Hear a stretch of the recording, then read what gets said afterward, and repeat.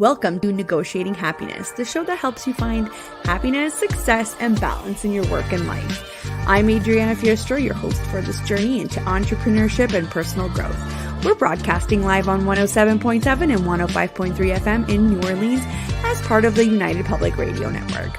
We explore the latest strategies, insights, and stories from successful entrepreneurs and experts. From managing stress to building a thriving business, we've got you covered. Good afternoon, everybody. Welcome to Negotiating Happiness. We're broadcasting live on the United Public Radio Network and UFO Paranormal Radio Network at 105.3 and 107.7 FM in New Orleans. And welcome. Grab your coffee, grab your lunch, and come join me and my guest, Jill. Hello, Jill. Hi, I forgot my coffee. Oh, no. You forgot your coffee. That's not good. Everyone have a second one for me, or a third.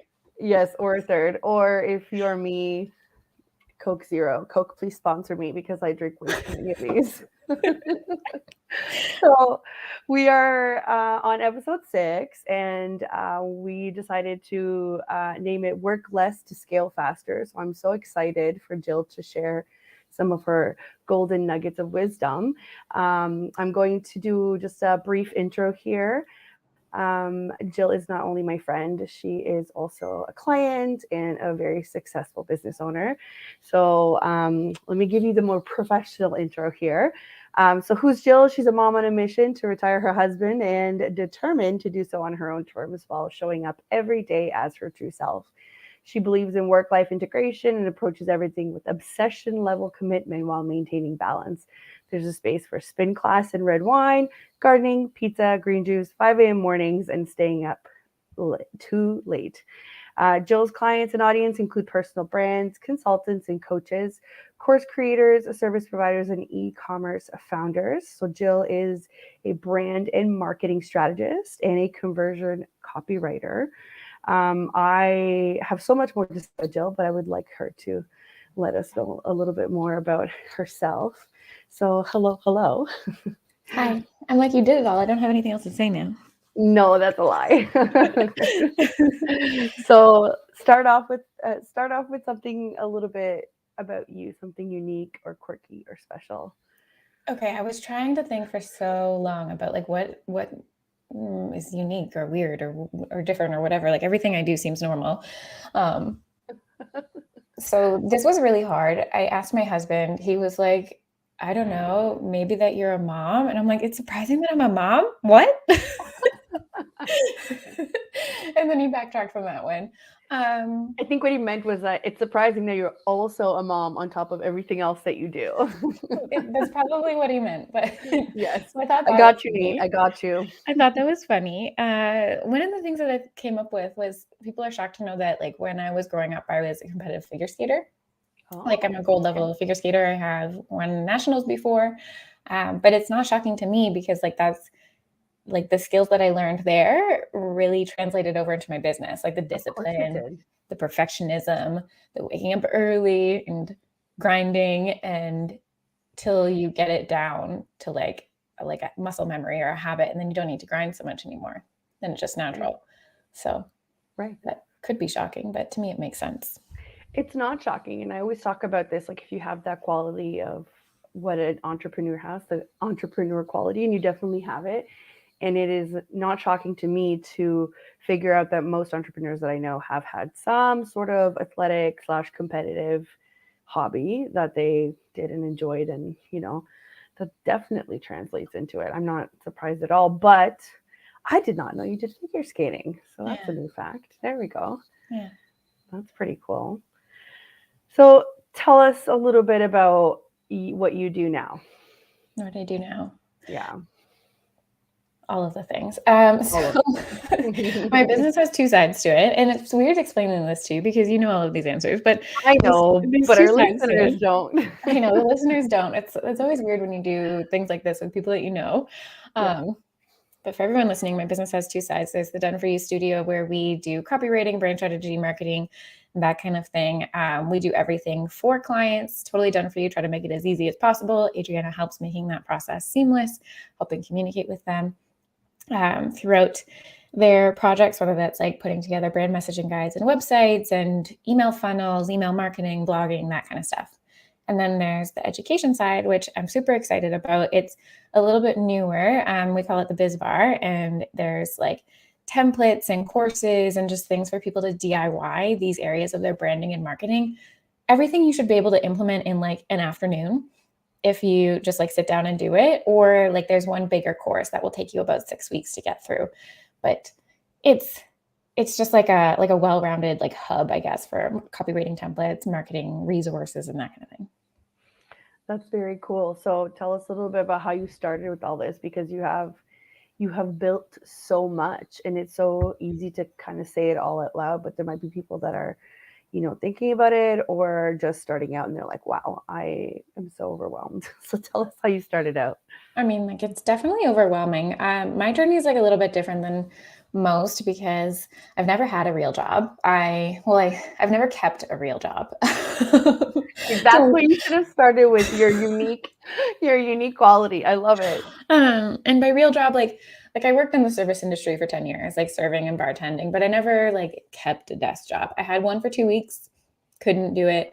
I landed other ones because I would go through these periods of freelancing and serving that I just like wanted to feel like I could get them, like I could go get a job if I wanted to, and I would get it. And then I would back out at the last minute or not last more than a couple of days because I'm not very employable. I don't think that's it. I don't think that's it, but I'll give you my take after. I don't think I'm employable. I don't do well with other people telling me what to do. So I just I couldn't do it. I could not handle it. But freelancing, I messed around with that for years, like while I was serving, and then I went back to school. So there was the messy middle for me was like literally years. But that was, I guess, like the beginning of my story. And that time is like super overwhelming. So I get it. Like I've made all the mistakes. I always say I made all these mistakes so that other people don't have to. Like just ask me. I will gladly tell you stuff. Or that's what all the resources in the biz bar are for, right? They're like what I have come up with over the years. And once I went full time is when I started to be able to make things click. And Right. that's when the business, like the first year full time, like obviously everyone's first year full time is rocky. And then from there, like 2020 onwards, it just really took off. Okay. That's cool. So my take on you not being employable is that you are employable, but you just chose not to settle. And that is a very distinct difference between not being employable and just saying, this just doesn't work for me. I mean, And there's that's that. okay. That's quite okay. That's quite okay. I think we're having a bit of a technical difficulty here. I feel like StreamYard just changed backgrounds here for us. Paul Hopefully, wanted to join us. yes. Hopefully, Lorelai notices. Here we go. Thank you. I like the pink. Lorelai is our producer today. Thank you so much for helping, Lorelai. We appreciate it. Well, that's great, Jill. I mean, I know your story, like you said, but a lot of people don't. So that's why I wanted to kind of highlight it. It's okay not to settle. And this kind of reminds me of the conversation that I've had with people about there's people that don't want to go to school and don't want to go to university, and that's okay because that's just not it for them, right? Mm-hmm. So they figure their lives out in different ways. But when you're going to school, that's exactly what they tell you that you have to do. And they tell you go to school and get a job and blah blah blah. And that's exactly what you didn't do. And that's what I love about your entrepreneur quality is that you said no, and that's okay.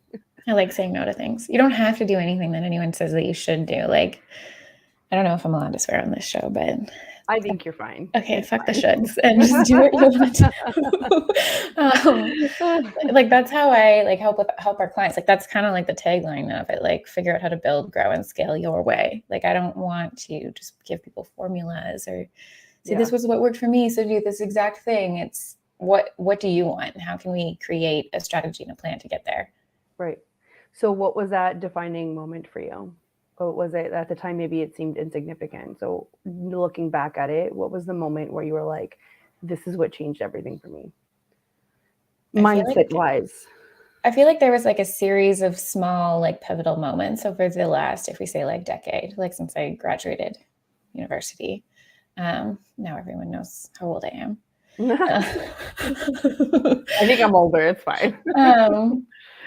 Yeah, so it was like a series of pivotal moments, like at each like different layer. Like at first it was just like getting paid for the first like freelance thing. And then I at one point like lost a client, or I think it was like I needed to raise my rates and they didn't want to do that. And I was like, okay, whatever, like done then.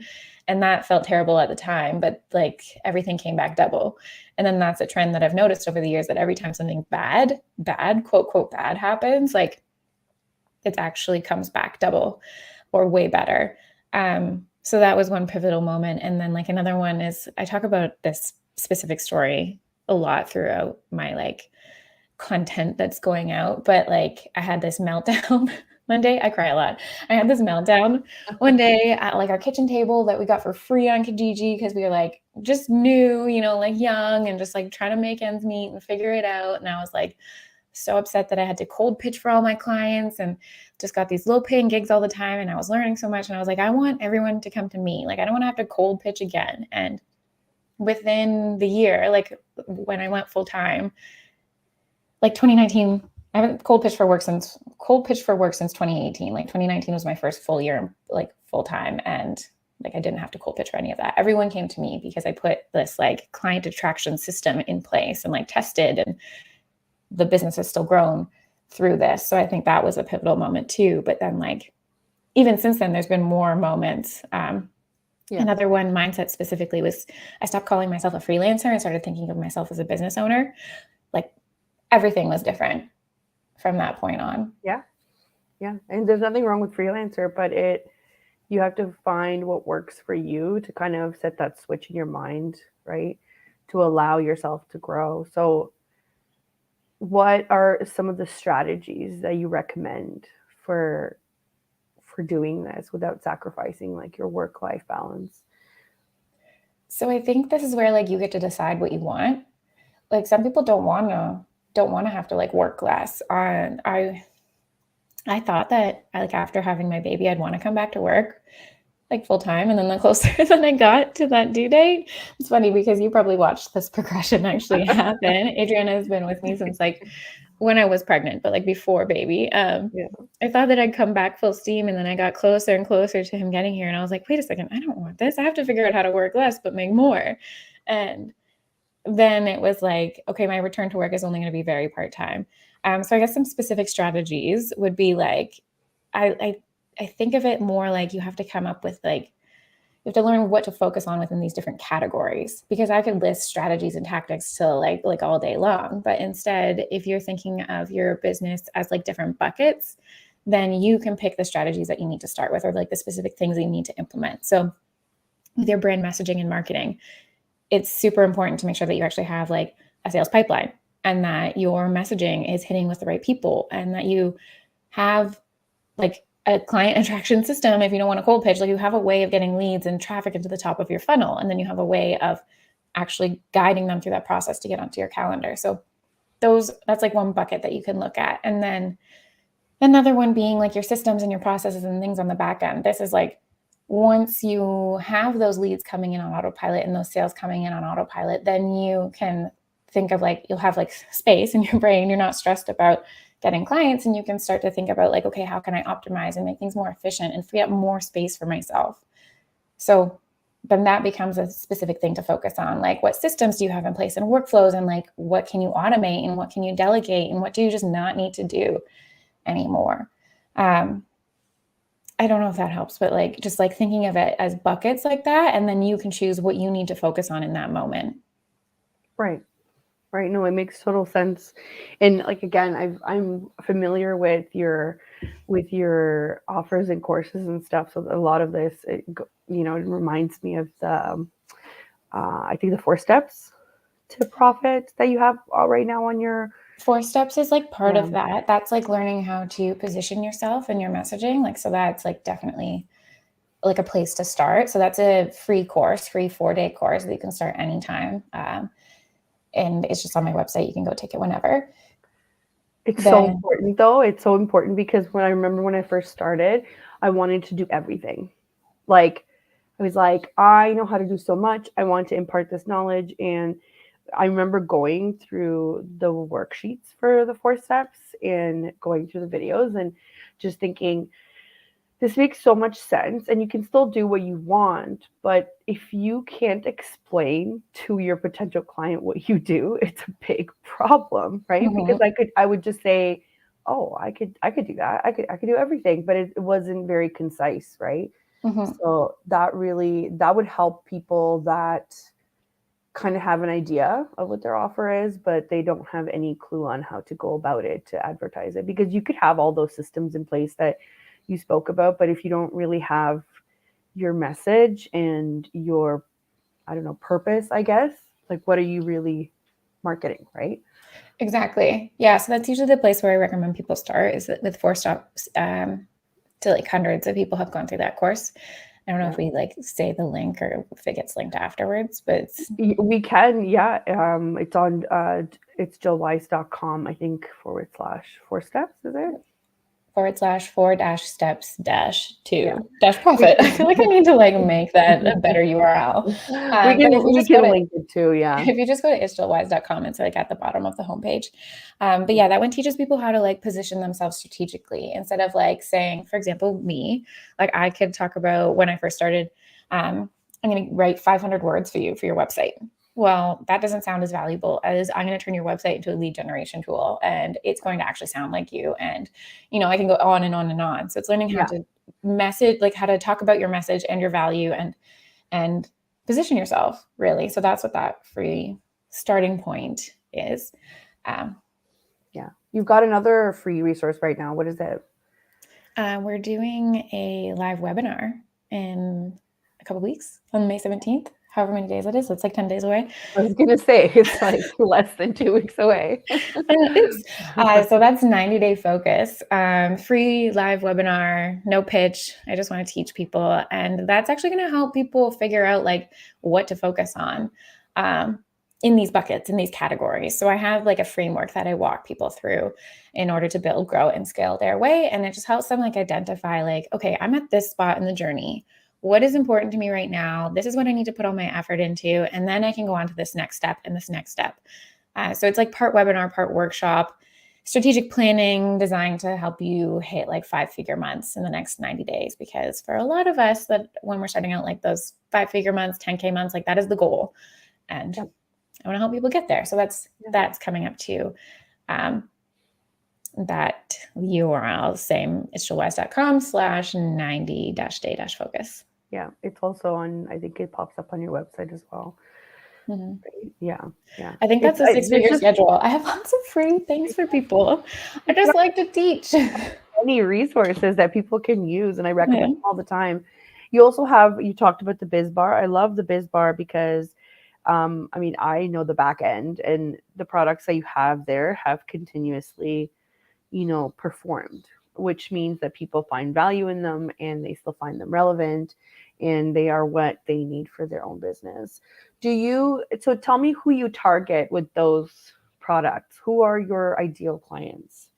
For the biz bar, it's a lot of like newer service providers, personal brands, consultants, coaches, those kind of people, because like I get it. In the beginning, I had no budget for anything, but just because you have no budget doesn't mean that you can't like learn. And everything is priced like really low. It's just to like, investing in your business is smart. Every time I've made an investment, if you're making good investments, it's smart.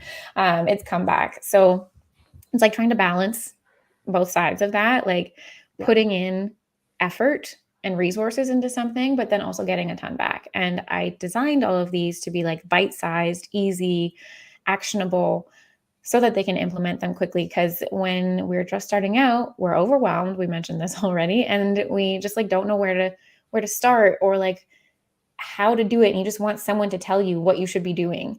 So like that's what that is. It's just start here. And then from there, you can grow, because your business is always going to be an evolution. Like when clients are coming to us in the Done For You studio, you know this, we don't have people who are like brand new in the Done For You studio. We want them to have proven offers and past clients that we can interview for part of the process. So the biz bar is like brand new, starting out. And then there's like different coaching kind of things that I do for like the in-between. And then they would come into the full service studio when they're like a little bit more advanced, if that helps like distinguish. Yeah.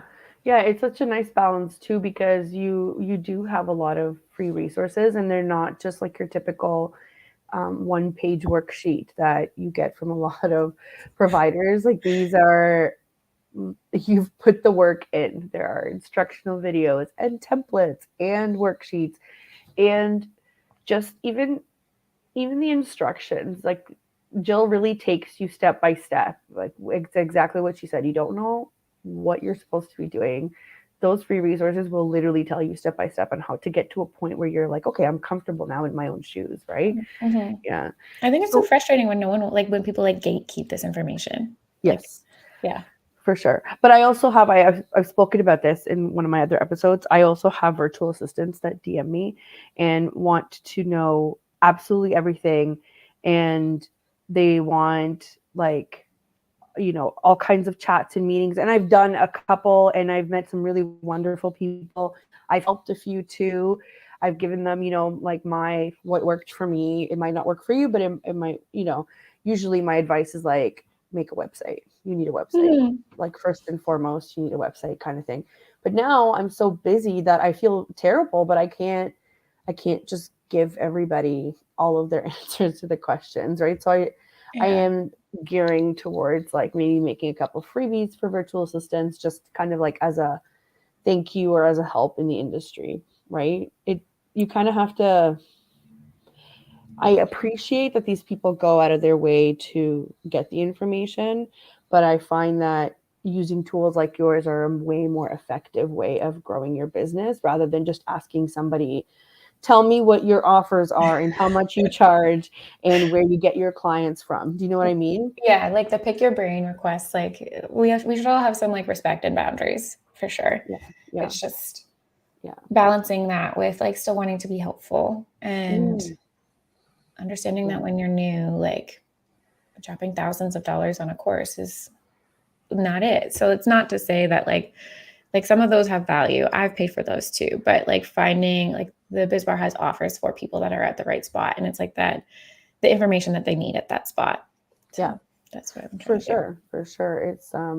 It's great. I love it. Can you tell me a little bit about how effective branding can help a business expand? Because I continuously have this conversation with some of my clients that are very successful business owners, but branding to them just means a logo and a color and some fonts. No. So No. So I look at brand strategy like you're putting together a personality for the business, whether you're a personal brand or otherwise.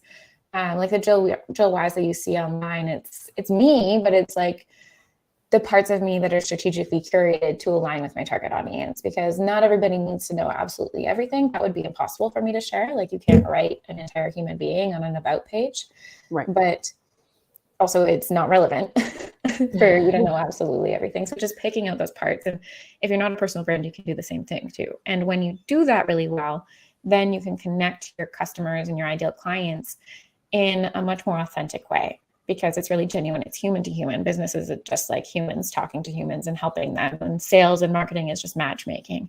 So that's what branding is. It's like packaging that up in a way that like resonates with the right people. So it's considering like the personality and the messaging and what it looks like and what it feels like and what people think when they hear your name or your business name. So the impact of it from personal experience, when I like put in the work to do this kind of thing, like my first custom design website, let's start there. When I did my first custom design website, the next month that it went live, like my monthly revenue doubled. And the same thing, it matters because it all looks cohesive and professional, and it just makes sense. It makes it easy for people. People don't buy things from people that are like confusing. So there's that. And then the same thing happened again when I recently, like before going on maternity leave, my brand went through this evolution, because I realized that even as I was teaching other people to show up authentically, I was like trying to make myself really vanilla and like be careful. And it felt really wrong and misaligned. So I went through a whole like brand evolution and also like personal identity, like soul searching journey through like a whole year to come up with like the brand that you see now online that genuinely feels like me. Like if we were going to go hang out, like I'll look like those photos, as close that I wear. And it's not me just like trying to put on a button up shirt because that like looks nice, you know? Yeah. Or professional, right? Like you redefine the word professional because, you know, you're good at what you do. And a lot of people expect a certain kind of professionalism. And I see this like coming from like the legal world, right? Which just makes you a total robot, but you are literally the opposite of that. And don't like robots here. I know we don't like, and it's funny because I learned so much from you, and I like, well, Jill can be herself and she can be really successful and professional and still rock it. So what is this fake professional persona that we're supposed to put on? Is this just so that our employers have an easier way of managing us? Because really that's who I think it you know what I mean? Like it's just following along, doing what you're supposed to do, following the rules. Right, and I say fuck the rules. But like now I don't have an employer. I am me. I am my own person. Yeah, so and you're great. I remember I was on mat leave, and you know, when you're going through your crisis of who are you, and it still hasn't gone away. I still there. I remember I was like, I'm gonna get my hair done. And I started like with the blonde, and then I was like, oh, I think I'm gonna put pink in my hair. And I'd never done this before because I've always worked in an office environment in a law firm. And I was like, oh, this is so wrong. What if I take pictures and my clients are super turned off of what how I present myself? And then I started thinking, okay, maybe those are not the people that I want to spend the rest of my life catering to, because that was my life before and I didn't like it. So why not?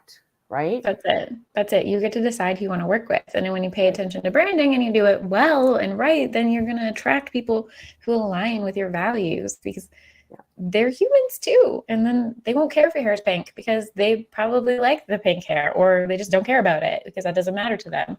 Or maybe they have pink hair too. Maybe. That's funny. So, excuse me. So in your experience, what are some common mistakes that businesses make when they're trying to scale too quickly? I literally, the YouTube video that's going out tonight is about this. So amazing. We'll direct everybody there. I was like, that video, and just finished editing it this morning. So some mistakes. Biggest one, squirrel brain. We just go from thing to shiny thing and jump around and flit around, and you have to like focus yourself. You have to pin yourself down onto the stuff that matters. And when you're really honest with yourself, you'd be surprised at how much it does not matter, or you don't actually need to do on your own. Like you can get help. So that's I think the biggest thing. Other mistakes are like people can't stick with stuff and see it through long enough. Like if something, say they want to launch a course and their first launch flops, they think that thing is a failure, and it not necessarily is. Like maybe you don't have a big enough audience. Maybe the messaging is off. Maybe it was the wrong timing. Maybe maybe it's because it's your first one, and like everybody goes through these challenges. So that's definitely one. I think another really big one that I see too is that people are really quick to hire help, and you've probably seen this, but their back end is an absolute mess. And so then like they can't get effective help. And then they think that the person they've hired is the problem when actually they're the problem, and their lack of organization. So they literally trail off. Like you don't hear from them for months or a year at a time. And then they come back kind of like with a new perspective. But what are you going to do? I would say those are like the top 3 big ones. Yeah. I talked a lot actually on the last episode about embracing failure. And one of the examples was a failed launch. And like we went through, do a post-mortem analysis. Why did it fail? This could help improve your next launch or your next endeavor, right? It's not the end of the world. It just means you get to try again, right? So I'm glad you mentioned that.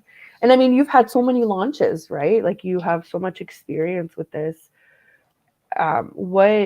I know I get sucked into this too. I would love to just make a bunch of templates for people and just sell them that way so that you can cater to like the people that don't have the budget and then make different kinds of categories of products. When you get blasted with all of this information of you could do this, you could do that. I mean, you've seen the TikTok videos, I'm sure, of how many different ways you can make money and whatever. Here's 20 ways you can make $100 a day tomorrow. Do you feel, this is my opinion, but do you feel that distracts sometimes from your purpose or for the intended target of why you started the business in the first place? Or can you do it? Or is this doable? Like, do you mean me personally or that person? I guess just in general, like for a business owner, do you think it takes away like seeing all of these things of you can make templates, you can make digital products, you can make courses? Oh, like if they should do that or not? Is that when they're growing their business? Yeah. I mean, it depends on what kind of business you want, like what your business model is. I think that there's definitely been an influx of service providers who are like, oh, I'm just going to do this instead because someone told me it's passive. But then they get into it and then they realize it's not actually passive because, spoiler alert, digital products are not passive. You have to build the machine and then you have to continuously fuel that machine and feed new leads to it and become like the marketing person and then like continuously update the products too. So if you don't want to be a marketing person and you don't want to have to build this machine, then that's not going to be a good business model for you.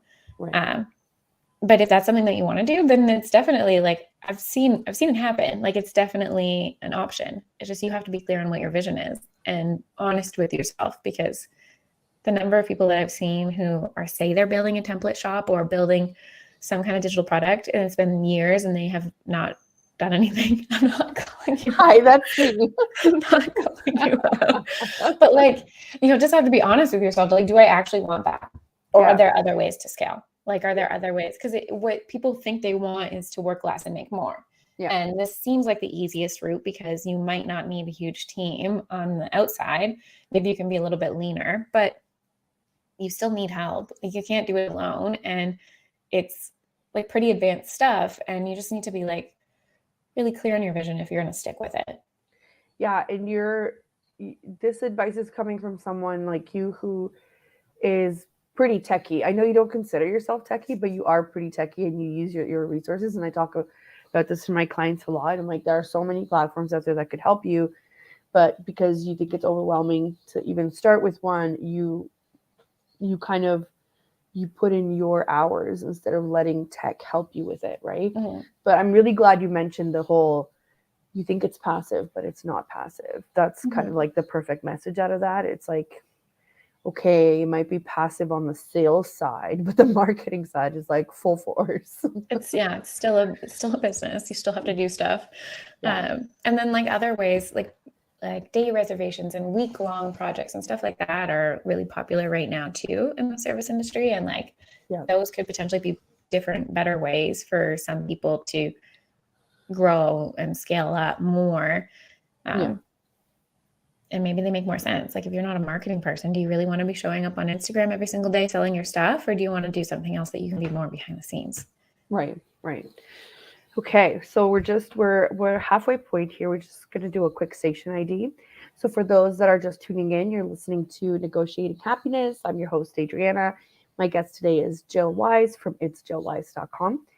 And we are live on the United Public Radio Network and UFO Paranormal Radio Network on 105.3 and 107.7 FM in New Orleans. And we also stream on all of the platforms that you can possibly think of. If you want to find our show consistently, you can go to the network socials. You'll find it there. I'm still working on putting it everywhere else, but you'll see it on my Facebook and my YouTube, and it'll get posted on the website soon as well. So if you are just joining us, Jill and I are just kind of going back and forth on branding and how to scale a business and how to use your free resources. Jill has a ton of resources on her website that are free or really amazingly priced if you're just starting out. And if you're not just starting out and you're looking for some, conversion copywriting or, some real strategy to to your booming business, we have the done for you in studio part of Jill's business. So now that we've recapped, we can go back to our little chat here. It's like our own little commercial break for us. I know, I love it. Do you and it's funny because as we're talking, I always remember because you mentioned the webinar that's coming up on the 17th. You know, where you explain the different stages that you're at. And then the first time I sat in on your webinar was really early on, right? When I was, well, I mean, It's like 18 months ago. Yeah. And I mean, I'm really lucky and I've been working basically full time since I've started, but I'm not where I wasn't where I wanted to be. And this was super helpful for me because it allowed me to not do the whole squirrel brain, to be like, okay, I'm at this stage, but I feel like I've missed a couple steps in the building process. So then I went back and I redid how I was dealing with like the operation side of my CRM. And then doing that, I was able to help even more clients, right? For them to do the same thing. And I feel like I always get stuck in the whole scaling, you know, like the build, grow, and scale, right? Like I've grown, I think, to the maximum that I can possibly grow on my own. And like you said, like you can't do it all on your own. What kind of advice would you give people that are they haven't hired anybody yet, they're teetering and they want to scale? What is kind of like, do you have anything that you say, stay away from this, go this route, and here's why, when you're scaling? I mean, like a lot of the times I think we overcomplicate things. Like when I look back at my business, I realized that to get to all those big milestones, I was just making it way harder than it needed to be. So maybe like check yourself. That's a human condition though. Check yourself is my best advice. Actually sit down and be like, am I doing this to myself? But I think the biggest thing is being like really clear on what is the most like the best thing for you to delegate to, and making sure that you have set up your business to welcome that extra team member or members into your world. This is something that, like, you know, that I've worked on. I had like my Dubsado and my ClickUp and like all my project management backend stuff set up for me, but to grow. Like the piece is there before even bringing you in, so that when you came in, I'd be like, here's our playground, right? Like here's the rules that we follow, that we've come up with, and then you and I can work together to refine it for our team. And then as we brought on other team members, it's easier. So like, because we have like those foundations in place. So I think that's like another big thing, just like making sure that everything is organized and you know what you need the most help with. And then that way, like when you started with me 18 months ago now, like I think 20 months, maybe longer. Anyways, you got to jump into like helping me host these webinars and like doing actual good stuff, not just like doing like day-to-day monotonous things. Yeah, like admin tasks and whatnot. No, we've done a lot of tech related things, a lot of marketing, a lot of strategy, and like things that a human needs to do. Yeah, so because we've like automated a lot of the rest. So I think that's like what people forget about. And like, you get caught up on like the flashiness, like, oh, I need to hire and I need to scale up really quickly, but like scaling really quick isn't good. Like no, you need to be able to deliver on that stuff, and you need to have the systems in place in order to do it, and you need to be able to keep filling your pipeline. So you have to like look at the foundations. And what I guess sometimes people forget is, yes, you have to get organized first before you do that, but it's kind of a constant thing, right? Like we still have to maintain that organization. We still have to look for better ways of doing things. It's not over like once you're done. It's just to ensure that you have the basics down, and to allow your team to grow, right? It's never going to be done. This is something that is an ongoing process, but it's okay, right? Like as if you have your base, you can go on. But what, in your experienced mind, what are some of the metrics that you look at that would indicate that a business is ready to scale? I think the most important is that you have consistent revenue coming in. Right. Like you can't scale up and suddenly be like this massive business if you don't even know where you're going to get your next lead or your next job or whatever. Like you need to have the revenue consistent down. And then like for me, I think that this is where you get to decide what success looks like for you. So for me, it was getting revenue to a good spot and then also checking my work hours. Cause like I wasn't always like this. Everyone goes through a period of hustle, and I had to build this stuff at the beginning, and it just is what it is. And once I got through that hustle phase, I started taking Fridays off. And that was my thing. That was like, I've made it because I get Fridays off. I'm only doing 4 days a week. And Fridays I would like do whatever I wanted to do. And so I think like the lifestyle aspect of it too is not necessarily like a measurable metric depending on what it is, but like. But it is. I don't think that money is the end all be all in running your business. No, it is. So tell us, Jill, how many hours do you work a week? Like max 15. Oh I get a maximum of 3 focused hours a day right now because of juggling like momming and living. And honestly, like my brain can't handle much more. Like if I do a 4 or 5 hour day, like I'm like Fridays off. Like because like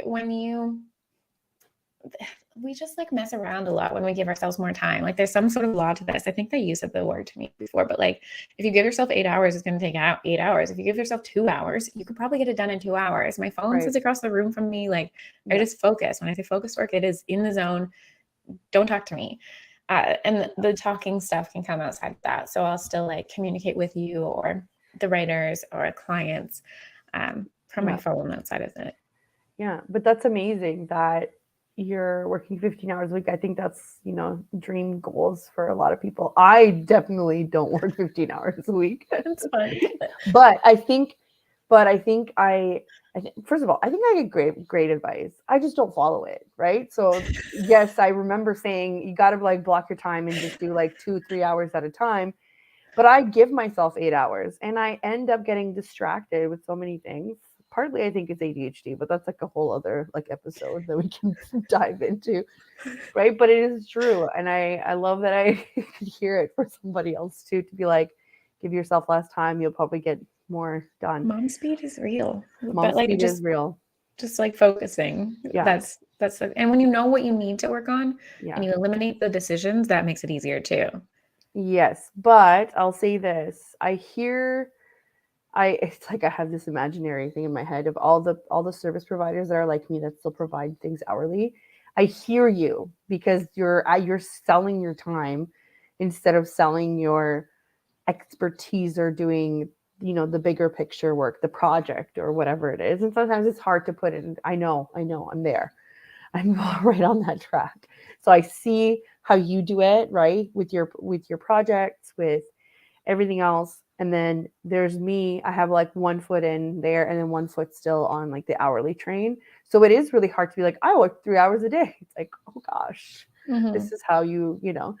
So I think when Jill says that, she's thinking that you've positioned yourself somewhere where you can give somebody a value offer for a certain fee. Maybe it's structured, maybe it's, a couple times, maybe it's more like Jill's projects run 6 weeks, 8 weeks when the Done For You studio. Yeah, right? Like our standard like entry project is the brand messaging and website copy, and that takes like 6 to 8 weeks. But like clients don't need to know how long it takes all of us to do it. And like it's not just me working on it, right? Like I start with it, you help near the end, like wrapping it up for everyone. There's an editor, sometimes it's 1 or 2 writers working with me on it, but they don't need to know what our hourly is in there.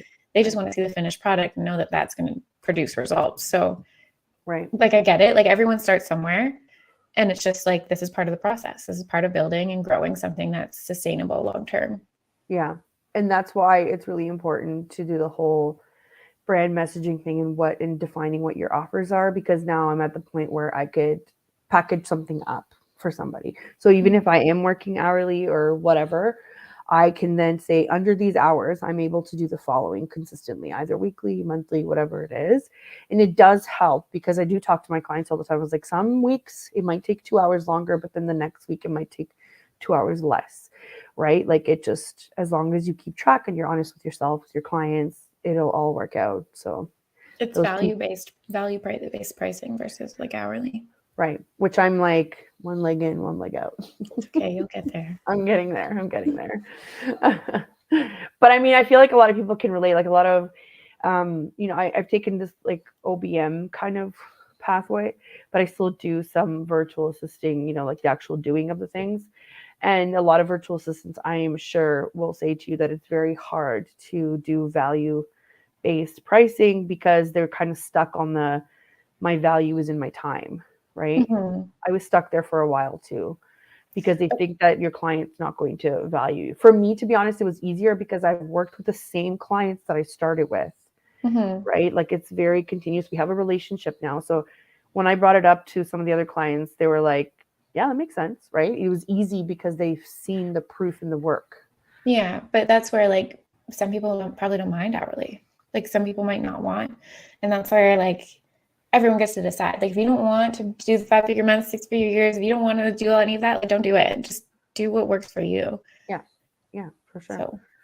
So we have like 15 minutes left, and I really want to talk about what makes Jill happy because in all of this, I know that you're probably going to say success and retiring my husband, and exactly winning. but I want to hear, but I want to hear about like what Jill likes, not mom Jill, not wife Jill, not business owner Jill, just Jill.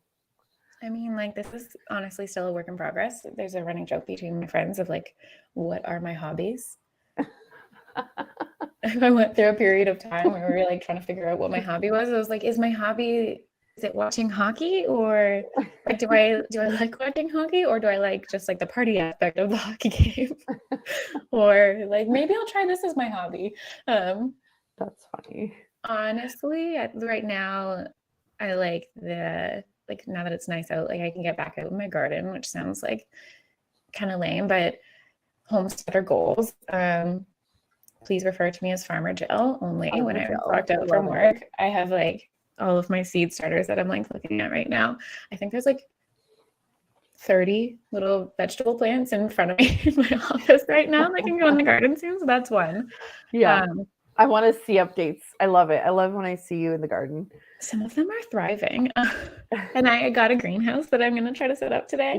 Ooh. Like one of those like little plastic ones. We got to like baby steps. I want like a big glass one day. Oh, amazing. So that's one thing, but we live in Canada, so I can't do that all the time. And the rest of the year, I don't know, I go to the gym with my free time. So I'm still trying to figure out what. So you're still like full on like development, bettering yourself as your hobbies. You're not taking a break. Yeah. I don't know, like I like learning. So like I'll buy a course and I'll spend the evening learning about. So Jill's idea of fun is going back to school. I like my papers. Yeah. Yeah, so I'll do that. I just got an acupressure mat. Oh, Nate thinks I'm nuts. I've seen that. Have you used it? Yeah, I've used it a handful of times. It is hard. I call it the pain mat, but it's like it has like a guided meditation app that comes with this specific brand that I got. I love it. So like you have to go through, and it's in like a progression. So you have to start at the first one. And if you can't get through one, they say keep watching that same one or listening to that same one until you get through the whole session, because then it'll tell you new things later on. So I haven't made it past like the second video because it's really hard, but like I want to. I want to. Yeah. So that's like, I don't know, is that a hobby? Just like hurting myself? Listen, for anyone that has not meditated, you cannot like discount this or just say no. It is so hard to clear your mind and stop thinking. Yeah. And also experience pain at the same time. I can't imagine. So I am not surprised that you haven't been able to, because it means it's a well done, like, course, whatever. Yeah. I've had it for like 2 weeks, I think. So maybe 3 weeks. That's recently. Amazing. I think meditation is the best. I love it when we're part of the Creating Confidence Society that Megan runs. and Megan will post stories of herself in her bare feet trying to go outside to ground. And I'm just like, this is the content I need in my life. That will be me as soon as we're done here. I love it because you know what? I remember, so my childhood was really kind of crazy because I didn't grow up in Canada, right? And I remember as kids we were always barefoot and we just had so much energy, and like obviously now that we're adults we're slowing down, but we had much better habits because of it. You're moving outside all the time. You're barefoot. We would eat all of the fruit in the fruit trees outside. Like candy was such a treat. Like, you know what I mean? You always had grapes and we had peaches and like strawberries. And like, it was crazy. And I'm kind of now as an adult, I'm trying to go back to that. And I'm trying to like, oh, you know what? I used to love making jam. I want to make jam again. Or now like Farmer Jill over here is growing her own crops and putting together a greenhouse. And I love that you can still run your business and feel so in control and happy with the results that you can take the time to do those things that make you happy, right? Yeah, it's really cool. It's honestly cool. Like I didn't think that this was possible at the beginning, and it is. Can confirm. Just a regular person. Right, can confirm. I always laugh because like I do love the witchy woo-woo stuff. And this network is so good for that because they give you so many perspectives of people like on different ends of the spectrum. And they do talk a lot about meditation too, even on Michelle's show. So Michelle's show is the Outer Realm Radio on Wednesdays and Thursdays. I know Michelle personally as well. She's usually the one that produces the show. And like she's always said, like you have to meditate. But now I love that the business world is embracing that because there are actual scientific facts about how beneficial meditating is, right? So I definitely need to try that mat because I've seen it and I've been eyeing it. Yeah, maybe it's because I bought it and then it's like now it knows that we're friends and it's gonna like follow you around the internet like it followed me around for. I need that kind of level marketing, okay, for our. I was like, I know that you're influencing me right now. Like I know you're selling to me, but I don't mind. Yes, for sure. It convinced me to buy this.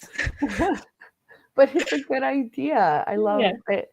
I love this like urge to go back to nature, and it's happening to, and it's a lot of like, educated, very like type A logical people are seeing such great benefits in kind of taking a breather, living in the moment, meditating, grounding, playing with your kids outside, Just being outside. Yeah, I always say this. I was like, you have to go be a plant, and people are like, what? I'm like, you have to go outside every day and let the sun shine on you, literally. Be a plant. Be a plant, because apparently sunshine activates all kinds of things for us, including good mood, right? Yes. Yeah. Outside is the best. We do like a lot of hiking and camping and stuff too. That's cool. Yeah. Are you going to get baby B into all of this stuff too? Oh, I think he already is. Like yesterday I showed him the tulips for the first time and he like mind blown. And he was touching them so gentle. It was really cute. Oh, that's really cute. Zach today was showing me dandelions, and he was the neighbor. The neighbor was weeding, and I felt so bad because we like our lawns touch, and I was like, you could weed all day, friend, but until I get up and weed, you will always have weeds on your side, right? Because we travel. Yeah. Zach was like pointing at her, like, he's like, what are you doing? He was showing me like the dandelions. I was like, I love that they're noticing the little things, and I want to go back to that when you're like in the zone and you're like, oh, flowers, feel the wind. I have to say that one of my favorite things ever in life is feeling the sun on my skin and just like sunbathing. Yeah. I love it. Like a plant or a lizard. Hours. I'm a plant. I'm a plant. Yeah. No, for sure. Is there anything else that you do that's just for you? I don't know. Like I said, I think this is still a work in progress. Yeah. Because I'm so type A and want to win. Do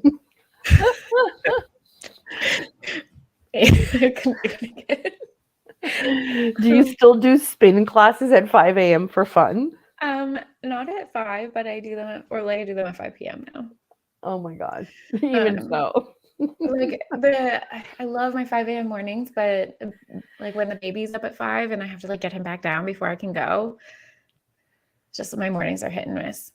Yeah. Like, am I going to be stuck trying to get him to go back to sleep until 6 or 7 this morning? We were up at 5:45, but it was not for spin.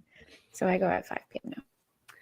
Yeah. So Brad's away. So Zach just comes right in like at midnight now. He doesn't even wait till like 5. He just comes up on the bed, brings like 2 of his pillows, 3 stuffies, a blanket as if we don't have a blanket there.